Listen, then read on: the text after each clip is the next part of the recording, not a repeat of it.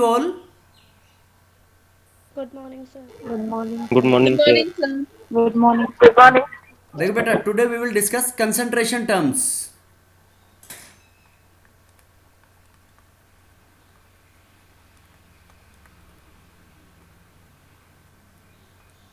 Different concentration terms. देखो concentration terms में सबसे पहले अपने पास आता है मास percent.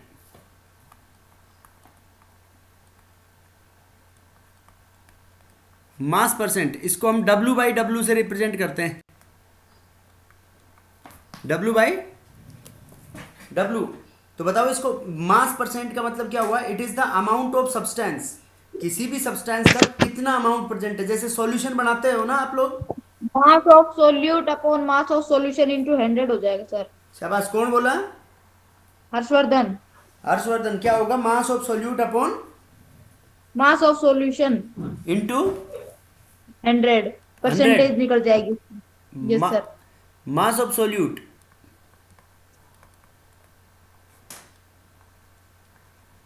Upon mass of solution into 100. जैसे मैं ये बोलता हूं तुम्हारे को कि 10% W by W of NaCl in water है. तो क्या बताओगे बेटा इस बात का क्या मतलब हुआ. देखो ऐसे क्वेश्चन में अगर गिवन है तो इसका मतलब ये समझोगे कि 10 ग्राम NaCl 10 gram NaCl in 100 gram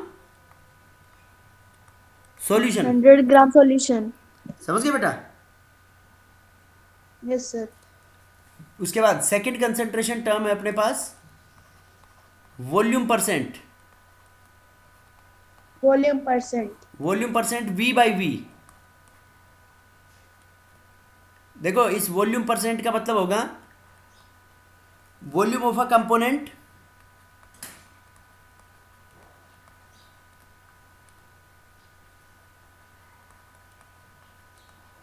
volume of a component upon total volume. Volume of solution. Alcohol की बोतल देखी है बेटा आपने. Yes sir. अल्कोहल की बोतल के ऊपर जो स्टिकर लगा हुआ रहता है ना, उस स्टिकर पे देखना आप ऐसे लिखा हुआ मिलेगा. देखो कोने में बिल्कुल सबसे नीचे उस स्टिकर पे कॉर्नर पे ऐसे देखना, ऐसे लिखा हुआ मिलेगा 42.8% इथेनॉल V बाई वी. तो देखो 42.8% इथेनॉल. इथेनॉल पानी में मिला हुआ होता है, वो प्योर अल्कोहल नहीं होता है. उसमें जो ड्रिंकिंग अल्कोहल होता है कितना होता है 42.8% V बाई वी. तो बताओ इस बात का क्या मतलब हुआ. इस बात का मतलब हुआ कि 42.8 ml alcohol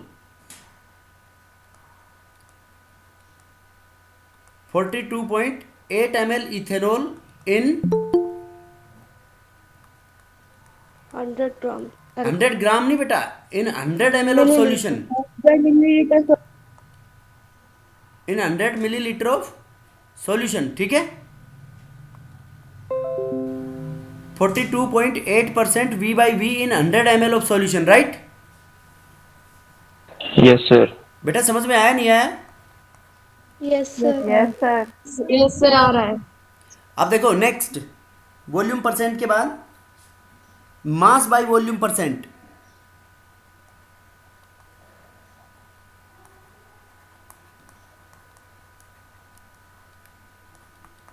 mass by volume percent होगा W बाई वी. ये बराबर होता है मास ऑफ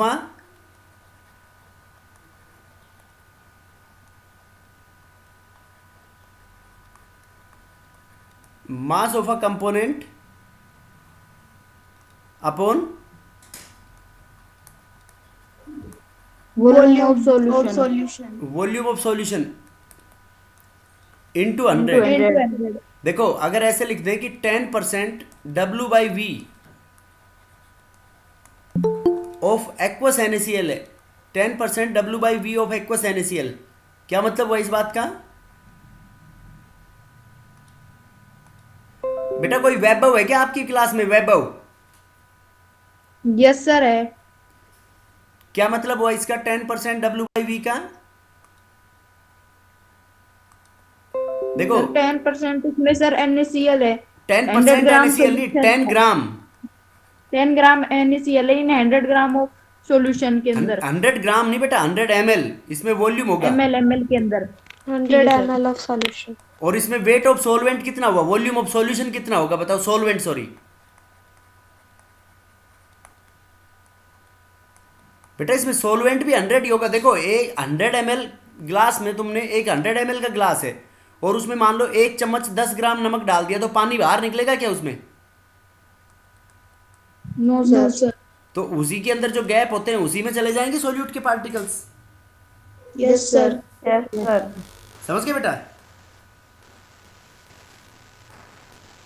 बेटा बोलो इन तीनों टर्म्स में कोई डाउट हो तो यस किसी सर, बच्चे। समझ गए, कोई डाउट नहीं है। देखो नेक्स्ट। कोई डाउट नहीं। हाँ बेटा सर बोलो। थर्ड वाली एक बार दोबारा समझा दो. ये मास by volume percent. Yes, sir.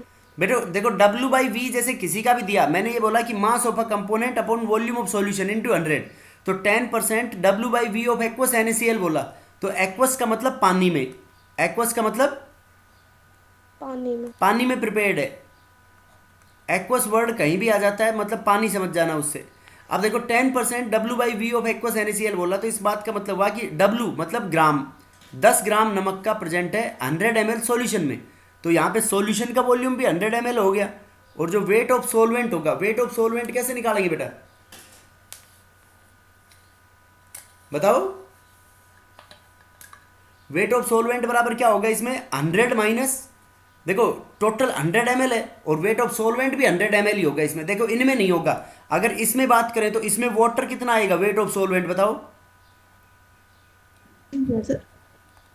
बेटा? इसमें वॉल्यूम ऑफ सॉल्वेंट 100 में से माइनस करेंगे, Yes, sir. कितना? 42.8. 42.8। 47.2. बेटा समझ में आया नहीं आया? Yes, sir. Yes sir. तो ये है इसमें, मतलब इसमें W बाई वी और W बाई W में, तो इसमें यही फर्क होगा, इसमें वॉल्यूम ऑफ सॉल्वेंट भी इतना ही होगा और वॉल्यूम ऑफ सॉल्यूशन भी इतना ही होगा। Okay, sir. समझ गए? Yes, sir. Yes sir. देखो उसके बाद नेक्स्ट मोल फ्रैक्शन। जैसे अब मैं तुम्हारे को बोलूँ, तुम्हारी क्लास में यहाँ पे अभी अब जो अपनी ऑनलाइन क्लास चल रही है, तो इसमें वेट ऑफ सॉल्वेंट कितना हुआ इसमें, ये जैसे फ्रैक्शन बोले हम किसी का भी, गर्ल्स का फ्रैक्शन, तो गर्ल्स का फ्रैक्शन मतलब number of girls upon total strength of the class. Yes, sir. तो अपन इस चैप्टर में मतलब ऐसे एक को तो मान लेंगे हम सॉल्वेंट, ए सॉल्वेंट है और बी क्या है, बी सोल्यूट। तो ए और बी सोल्यूट और सॉल्वेंट को मिक्स करके हमने क्या बना दिया, सॉल्यूशन बना दिया। ठीक है? अब देखो कि अपने को mole fraction of A, mole fraction का मतलब इसको एक्स से रिप्रेजेंट करेंगे ऐसे, तो mole fraction of component A. देखो नंबर ऑफ मोल्स कैसे निकालते हैं बेटा, नंबर ऑफ मोल्स बराबर given mass upon molar mass. Number of moles बराबर गिवन मास अपॉन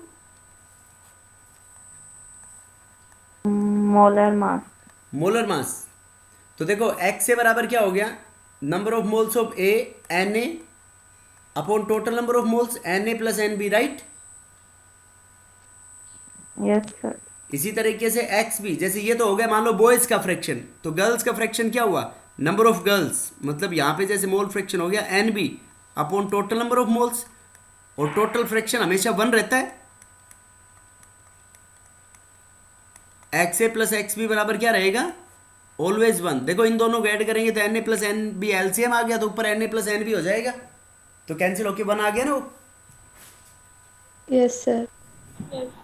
बोलो बेटा समझ में आया नहीं आया? Yes sir. Yes, sir. उसके बाद देखो फिफ्थ फैक्टर आता है अपने पास, मोलैरिटी। सर ये मोल फ्रैक्शन वापस बता दो एक बार। बेटा फ्रैक्शन, तुम तो इस मोल फ्रैक्शन को भूल जाओ, तुम ये सोचो तुम्हारी क्लास में गर्ल्स का फ्रैक्शन पूछा है हमने, तो number of girls upon total strength of the class, तो मतलब बॉयज प्लस गर्ल्स, ऐसे निकालेंगे ना बेटा। Yes, sir. इसी तरीके से mole fraction of component A component का number of moles of component A upon total number of moles. N A क्या है यहाँ पे? Number of moles of A, Solvent. Number of moles of A, और N B क्या हो गया? Number of moles of B. Number of moles of B, right.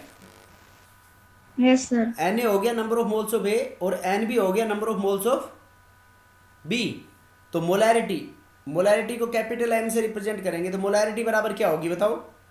Number of moles of solute upon volume of solution in liters. Number of moles of solute upon volume of solution in litres. तो capital M बराबर हो जाएगा अपने पास, capital M बराबर number of moles of solute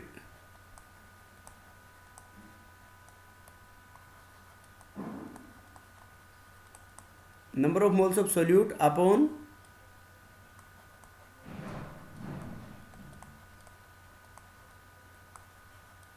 volume of solution. बेटा वो जो पूछ रही थी मोल फ्रैक्शन, बेटा आपको समझ में आया नहीं?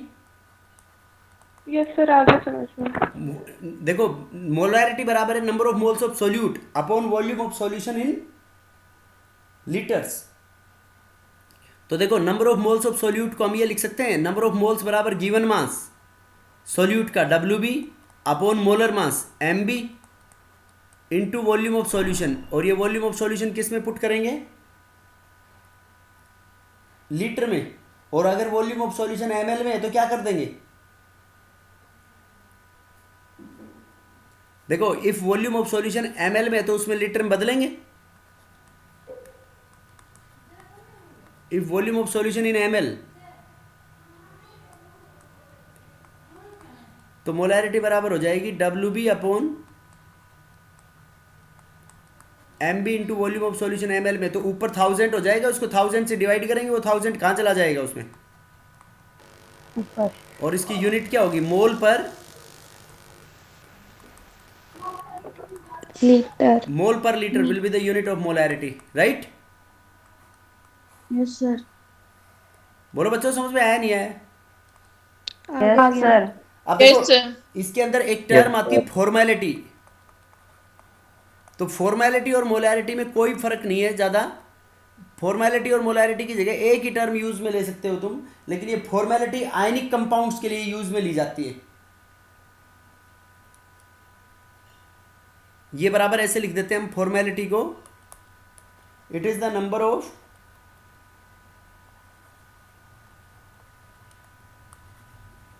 ग्राम formula mass, number of gram formula mass upon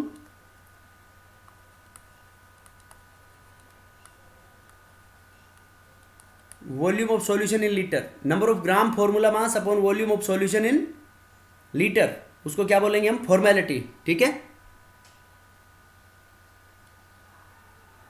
it is the number of gram formula mass upon volume of solution in litres, और इसको कैपिटल F से रिप्रेजेंट करेंगे, ठीक है बेटा। Number of gram formula mass, and this is ये gram formula mass is used for ionic compounds.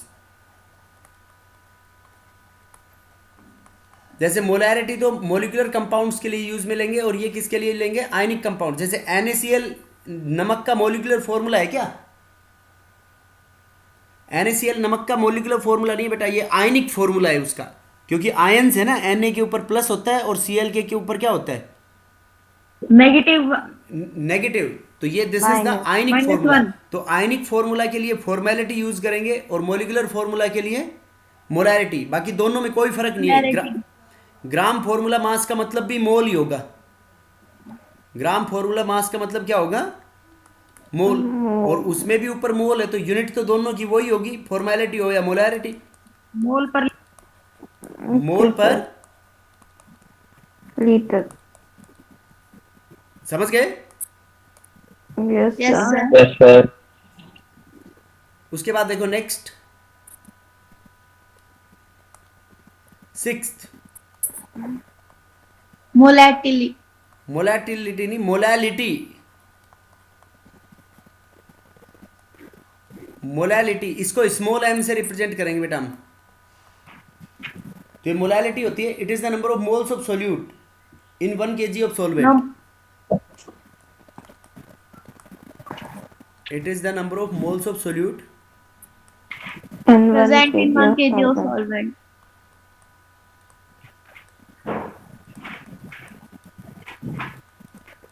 present in 1 kg of, Solvent. it is the number of moles of solute present in 1 kg of solvent, right? उसको क्या बोलेंगे हम? Molality. तो देखो molality बराबर क्या हो जाएगी बेटा? Number of moles of solute upon mass of solvent in kilogram. Very good. Number of moles of solute Upon mass of solvent in kg.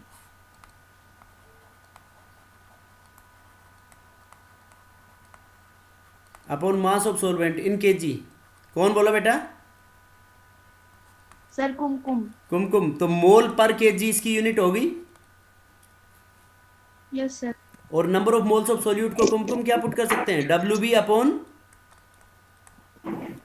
M B, molecular mass. और weight of solvent W A, और W ए किस में हो जाएगा? KG. और W kilogram ए में। ग्राम में होगा तो क्या कर देंगे ऊपर? इनटू 1000। ऊपर ऊपर 1000 करेंगे ना, इसमें तो डिवाइड करेंगे, तो यहाँ पे डिवाइड करेंगे तो वो ऊपर पहुंच जाएगा। ठीक है बेटा? बेटा बोलो, समझ में आया नहीं आया? Yes, sir. मोलैलिटी मोलैरिटी दोनों समझ में आ गई अच्छे से टर्म? अरे बोलो, मोल फ्रैक्शन। Yes, sir. तो देखो सर मोलैरिटी, ये MB इंटू WA क्यों किया है? डब्ल्यू ए बेटा वेट ऑफ सोलवेंट है। W A is the weight of solvent है ये। देखो फॉर्मूला, डेफिनेशन क्या थी? Number of moles of solute present in 1 kg of solvent. Okay sir. समझ गए बेटा? Yes sir. अब देखो मोल फ्रैक्शन और मोलैरिटी, मोल फ्रैक्शन और मोलैरिटी ज्यादा अच्छी कंसंट्रेशन टर्म्स हैं एज कंपेयर टू मोलैरिटी। बताओ क्यों? Mole fraction and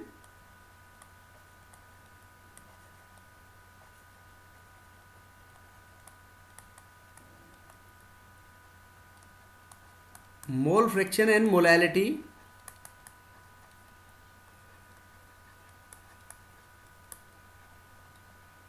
are better concentration terms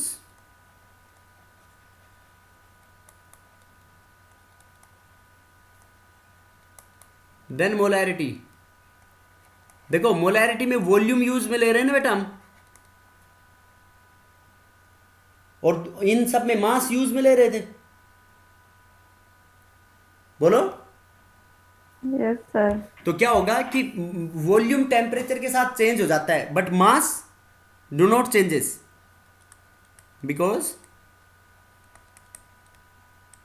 because in case of molarity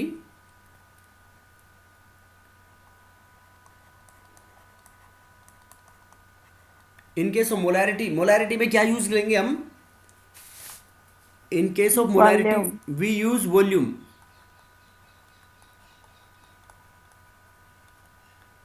which changes with change of temperature। very good, changes with change in temperature। और mole fraction और उसमें क्या use में ले रहे थे? मास हम। मास। तो मास चेंज नहीं होगा ना टेम्परेचर के साथ? Yes sir. But mass do not changes.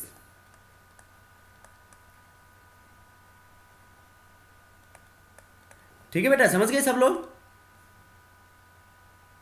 Yes sir. उसके बाद नेक्स्ट कंसंट्रेशन टर्म आती है आपके पास 7th, नॉर्मैलिटी। ये नॉर्मैलिटी नहीं, पहले वो लिखते हैं इसमें पार्ट्स पर मिलियन। मिलियन कितना होता है बेटा? बताओ कौन? कुमकुम बता, मिलियन कितना होता है? इसको शॉर्ट फॉर्म में बोलते हैं हम पीपीएम। कुमकुम बता, पार्ट्स पर मिलियन क्या होगा? सर नहीं पता, आप बताओ। देखो एक स्विमिंग पूल है ना बेटा, स्विमिंग पूल, उसमें मान लो बिल्कुल प्योर वाटर भरा हुआ है। अब उसमें मैं मान लो एक बुखार की गोली डाल दी, स्विमिंग पूल के बुखार हो गया मान लो, तो अब उस स्विमिंग पूल को प्योर वाटर बोलेंगे क्या हम? No no sir. No sir. लेकिन उस गोली का जो मास है वो स्विमिंग पूल के वॉल्यूम के कंपैरिजन में तो नेग्लिजिबल है। Yes sir. Yes sir. लेकिन उसको फिर भी एक्सप्रेस प्योर तो नहीं कह सकते, तो कंसंट्रेशन को तो एक्सप्रेस करेंगे। तो वो पीपीएम बराबर ऐसे एक्सप्रेस करेंगे कि mass of a component, mass of a component और volume of component, mass of a component upon total volume of solution,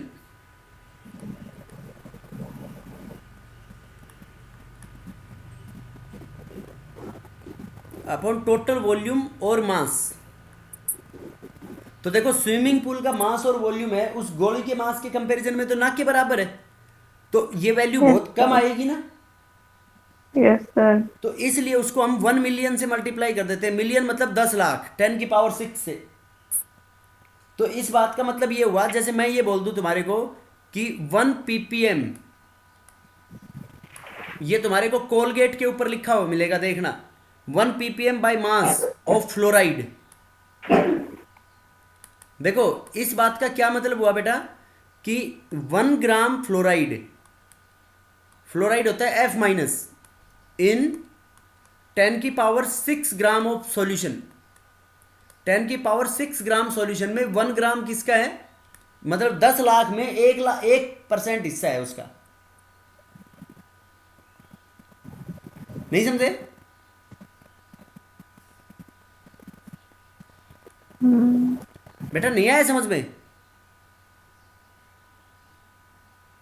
sir repeat कर दो। देखो आगे 1 ppm बाई मास, चलो इसको छोड़ो, मतलब उसमें ब्लीचिंग पाउडर डालते हैं ना स्विमिंग पूल में।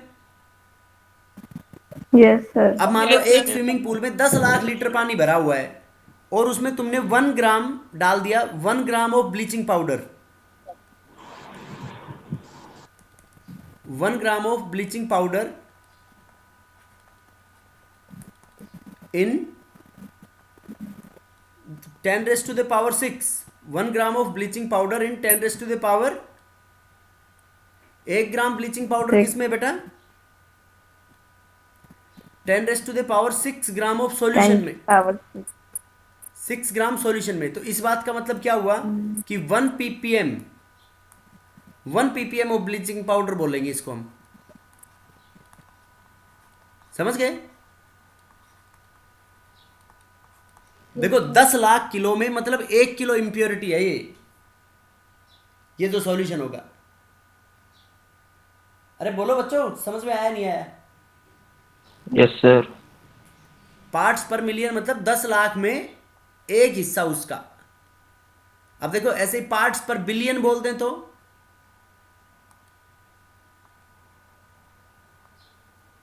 बताओ, बिलियन कितना होता है Kumkum? 10 lakh. Yes sir. Parts per billion, BPL. PP L. PPB. PPB. तो पीपीबी देखो कैसे लिखेंगे, पीपीबी बराबर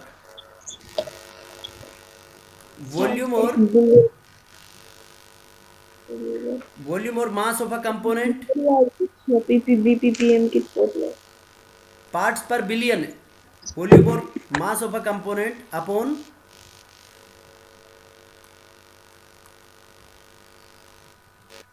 टोटल वॉल्यूम और mass of solution. Total volume और total mass of solution into 10 raise to the power 9, उसको बोलेंगे हम पीपीबी। ठीक है, मतलब 10 की पावर 9। जैसे हम ये बोलते हैं कि 1 ppb, 1 ppb of NaCl in water. तो इस बात का क्या मतलब हुआ कि 1 ग्राम NaCl इन 10⁻⁹ ग्राम वाटर। वाटर में। तो ये हो गया बिलियन टर्म। समझ गए बेटा?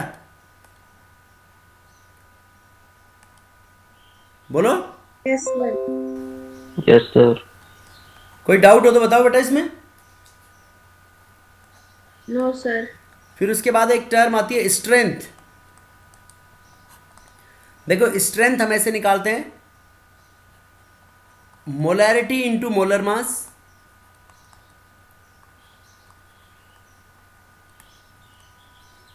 Molarity into molar mass. तो देखो मोलैरिटी की यूनिट थी मोल पर लीटर और मोलर मास की यूनिट होगी ग्राम पर मोल। तो इसकी यूनिट क्या होगी स्ट्रेंथ की? ग्राम पर लीटर। मोल मोल से कैंसिल हो गया। और इसको पुट करेंगे नॉर्मेलिटी इंटू इक्विवेलेंट मास। अब नॉर्मेलिटी अभी लास्ट में पढ़ेंगे अपन क्या होती है। Normality into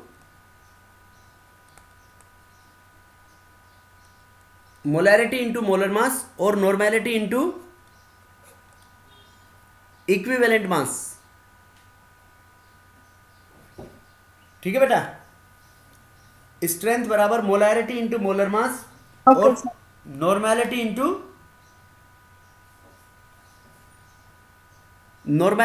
equivalent mass. Equivalent mass. ठीक है?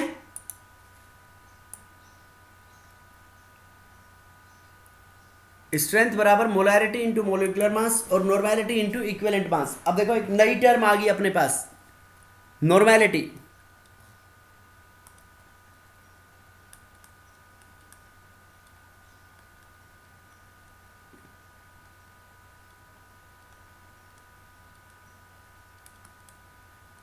नॉर्मेलिटी को हम कैपिटल एन से रिप्रेजेंट करेंगे।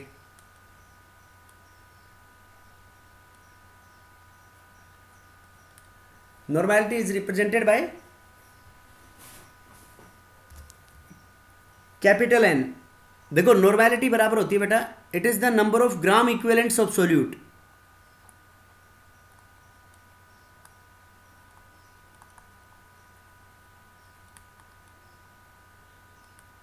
Number of gram equivalents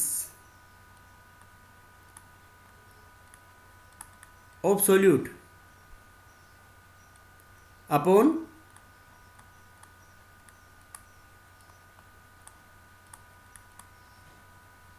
number of gram equivalents of solute upon volume of solution in liters। ठीक है बेटा? it is the number of gram equivalents of solute upon volume of solution in litres. अब देखो इसमें number of gram equivalents को हमने represent कर दिया जीबी से सोल्यूट के लिए। तो जीबी नई टर्म है ना यहाँ पे। तो जीबी बराबर होता है गिवन मास ऑफ सोल्यूट, उसको हमने पुट कर दिया W B upon equivalent mass. Given mass upon equivalent mass solute का ईबी पुट कर दिया। अब देखो ईबी नई टर्म होगी ना इसमें। तो ईबी बराबर होता है molar mass upon valency factor. तो वैलेंसी फैक्टर को हम एन से रिप्रेजेंट करेंगे और मोलर मास क्या हो गया इसमें? एम बी हो गया बेटा। ठीक है? अब ये चीज इसमें पुट कर देंगे नॉर्मेलिटी में। देखो इसकी डेफिनेशन में सारी चीजें पुट कर दो। जीबी की जगह में क्या पुट कर रहा हूं? W B upon equivalent mass EB. EB की जगह क्या पुट कर दूं मैं? M B by N. M B by N.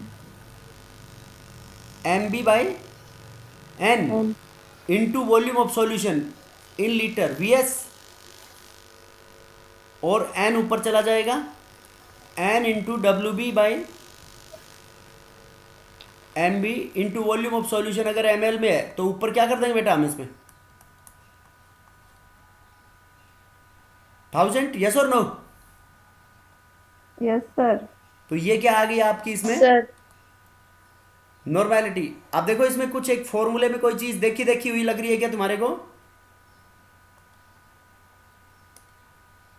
बताओ बेटा। देखो मैं रेड से हाईलाइट कर रहा हूं, ये वाला हिस्सा किसके बराबर है? ये अभी मोलैरिटी में देखा था ना हमने। Yes sir. Yes sir. तो मैं इसकी यूनिट क्या होगी, पहले तो यूनिट बता दो इसकी। नॉर्मेलिटी की यूनिट बराबर हो जाएगी, देखो नंबर ऑफ ग्राम इक्विवेलेंट्स, तो इसकी यूनिट होगी ग्राम इक्विवेलेंट्स पर लीटर। यस और नो? Yes sir. Sir. तो मोलैरिटी, अब देखो इसको मोलैरिटी, तो एन बराबर मैं ये कह सकता हूं नॉर्मेलिटी बराबर N into molarity. Yes sir. Yes sir. देखो ऐसे याद रखना, नानी बराबर एन इंटू मम्मी, नानी बराबर एन इंटू मम्मी। तो ग्राम इक्विवेलेंट बताने एक बार। क्या बेटा? Gram equivalent. ग्राम इक्विवेलेंट्स बराबर होते हैं गिवन मास अपॉन इक्विवेलेंट मास, और इक्विवेलेंट मास है molar mass upon valency factor.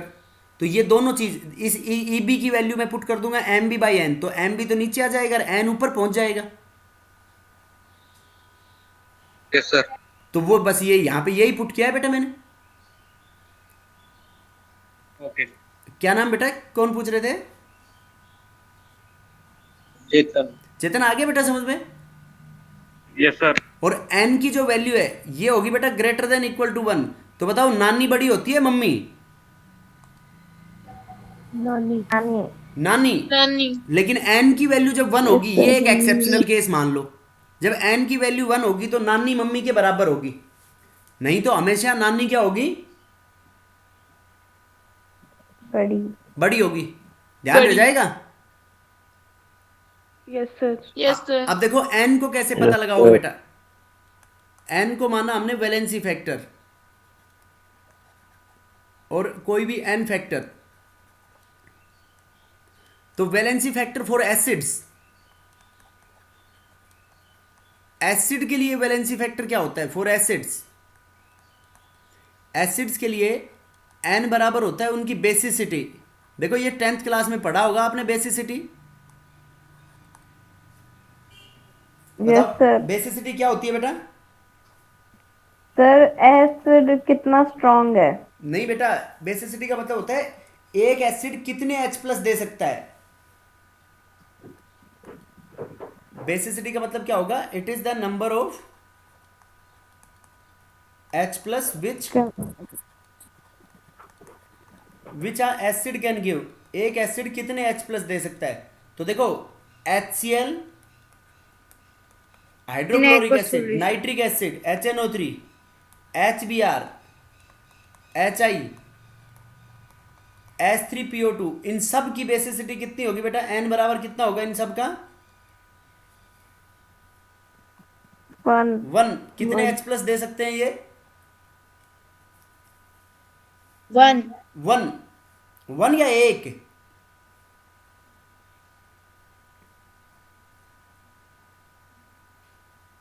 बेटा कितने दे सकते हैं? सर 1। कंफ्यूज हो गए? 1 और 1 एक ही तो बात है। देखो जबी 1 बोल रहा है। 1 ही बोले। देखो H2SO4 कितने देगा? 2। H2CO3 carbonic acid, 2। Oxalic acid, oxalic acid का ये फॉर्मूला होता है, दिस इज फॉर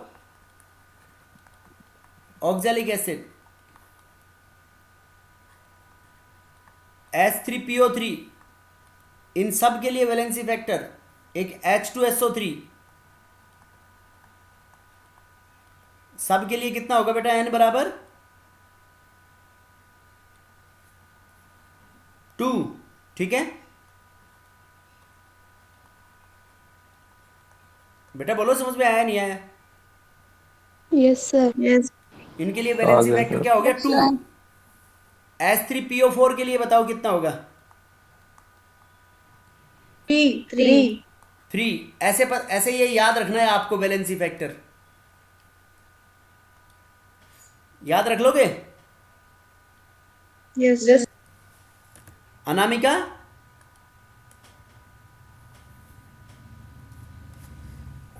अनामिका सो गई? No sir.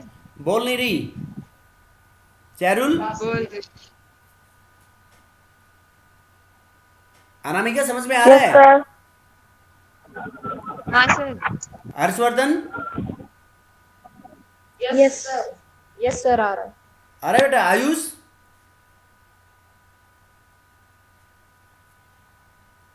Ayush, Ayush Kumar, Yes, sir. Ayush नींद में बोल रहे हैं ना? नहीं नहीं सर, वो नेट। अच्छा बेटा, ये तो बहाना है, नए नए बहाने बना लेते हो।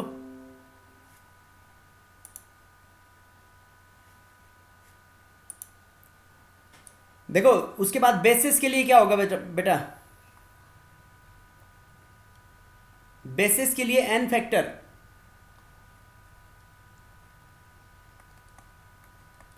बेसिस के लिए एन बराबर होता है बेटा उनकी, एसिडिटी। वेरी गुड, एन बराबर एसिडिटी, और एसिडिटी का मतलब क्या होता है? Number of OH minus which base can give. Very good, number of O H minus ion. Ions. Which a base can give.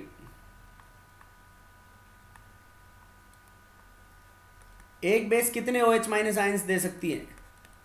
देखो NaOH, NaOH कितने देगा बेटा? 1। 1 One. 1 KOH 1 One. 1। Rubidium hydroxide RbOH 1 One. CaOH all twice 2 2। AlOH all thrice 3 3। समझ गए? Yes sir. देखो salt के लिए equivalent mass, salt के लिए n बराबर होता है मैग्नीट्यूड ऑफ पॉजिटिव और negative charge, total magnitude of positive और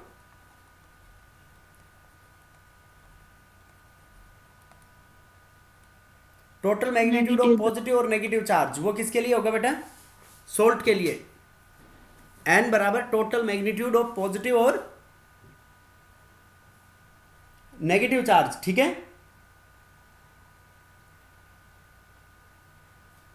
देखो बेटा कैसे, NaCl में बताओ n फैक्टर कितना होगा फिर?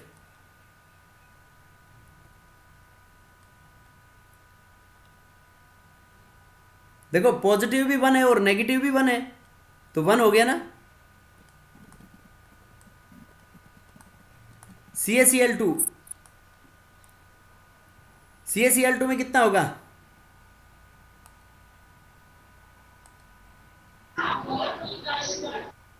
बताओ बेटा। 2 CaCl2 में 2, 2 AlCl3 में 3 3। 3. देखो थोड़ा सा चेंज कर रहे हैं हम, Al2SO4 होल थ्राइस में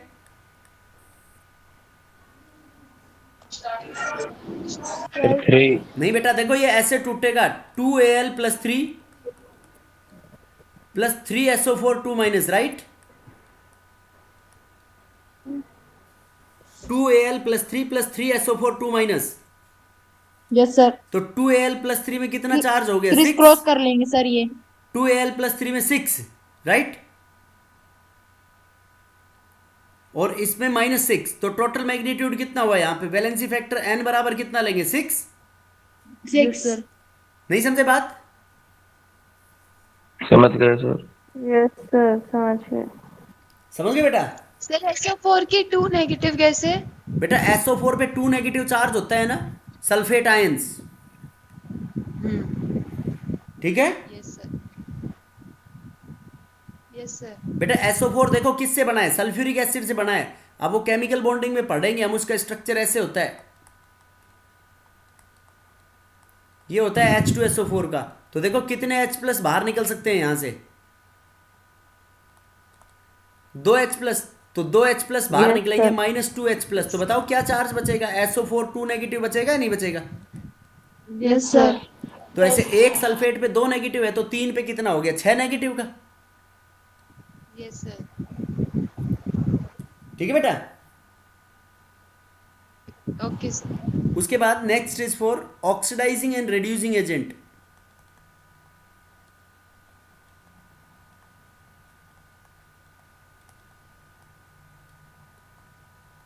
फॉर ऑक्सीडाइजिंग एंड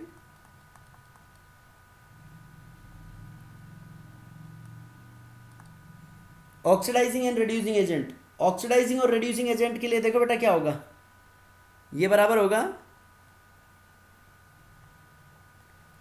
उनका molar mass upon number of electron gained और लूज्ड.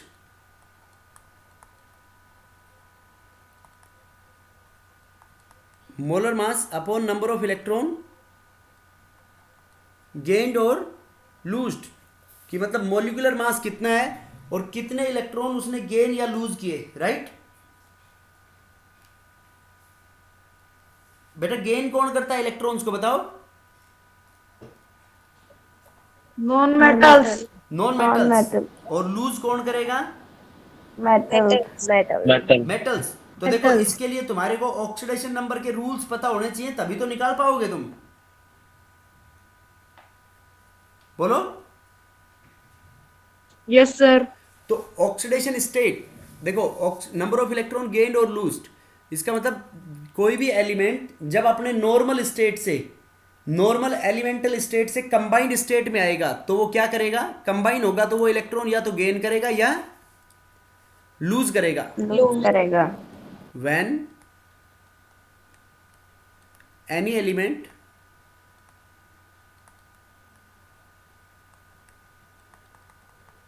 from its normal elemental state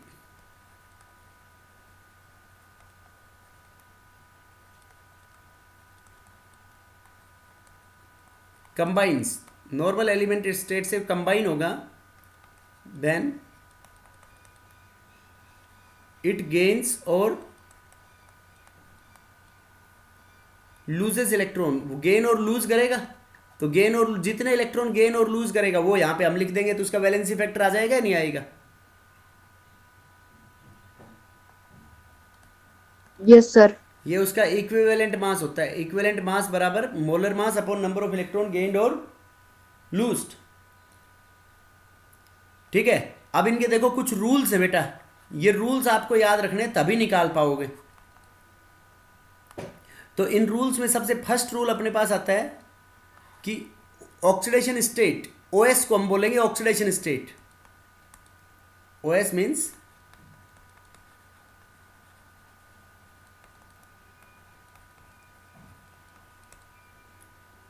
तो oxidation state of element. OS का मतलब क्या है बेटा, ऑक्सीडेशन, ऑक्सीडाइजिंग स्टेट. ऑक्सीडाइजिंग नहीं, oxidation state of elements. Oxidation state of elements in their free state,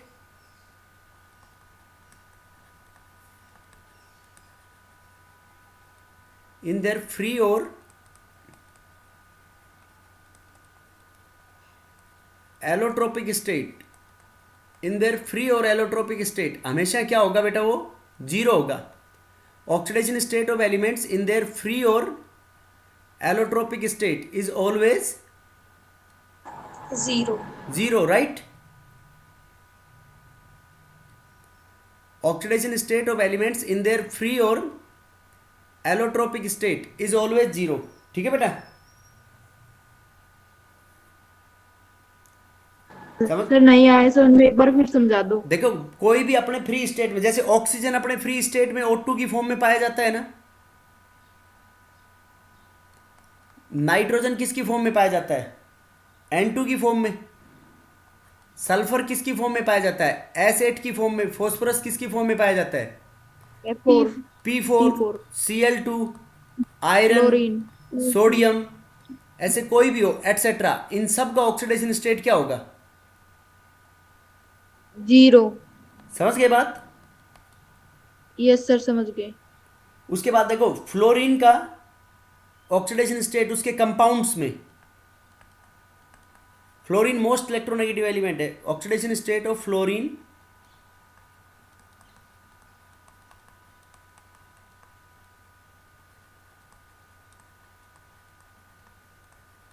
in its compounds. Oxidation state of fluorine in its compounds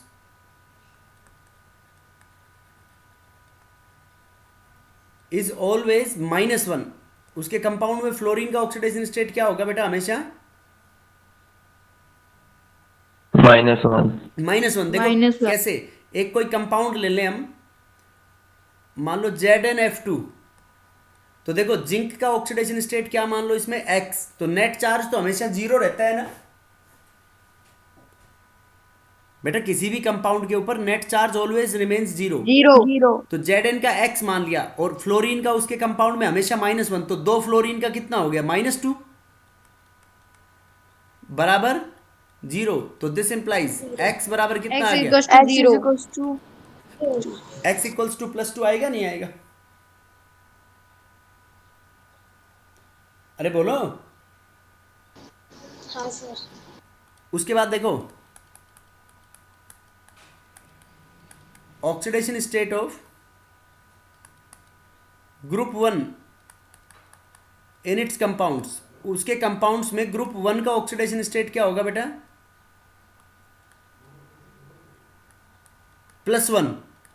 group 1 में कौन कौन से आ गए? हेलिना की रब से ये ली ना की रब से फरियाद, ये फर्स्ट ग्रुप के इन एलिमेंट्स के कंपाउंड में इनका ऑक्सीडेशन स्टेट हमेशा क्या होगा? +1.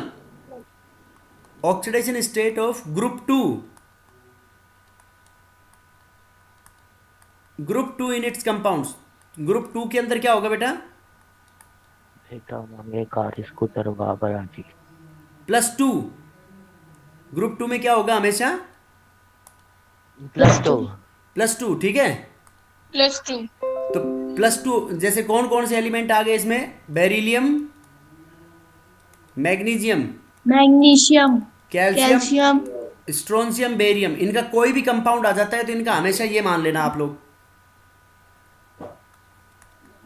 Oxidation state of aluminium, aluminium का उसके कंपाउंड में हमेशा क्या मानोगे? +3.